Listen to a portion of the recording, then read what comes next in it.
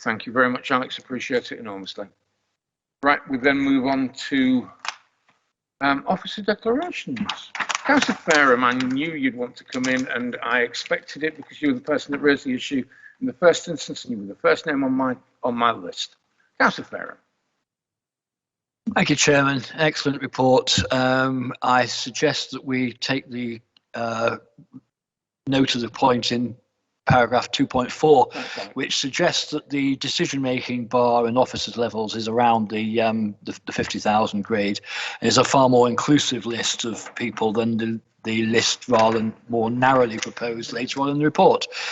So I suggest that that be the extent, unless an exception can be proven, because there may well be people at that level for whom they really don't make actual anything other than admin decisions. So it's not really germane. But by exception, it should be 50,000 upwards as per 2.4. I'm not wholly clear why this counts as a change to the officers' terms and conditions of employment. When I first came here, I had to fill a declaration of interest. I was quite happy to do that. I knew I had to do it. And it was kept in a sealed ledger behind the reception desk at the Guildhall.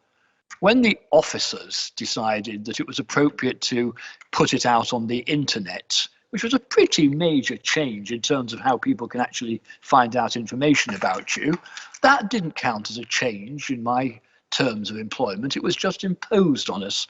So I will await with interest the officer explaining why it's a change to terms and conditions. But if persuaded, and I have no doubt I will be, then I suggest that we do accept that recommendation and take it to the next meeting of council with a recommendation to go forward. You can't have too much transparency. You can't have too much of accountability. And I think that line draws in all those who make major decisions, yeah, and account for the majority of the delegations.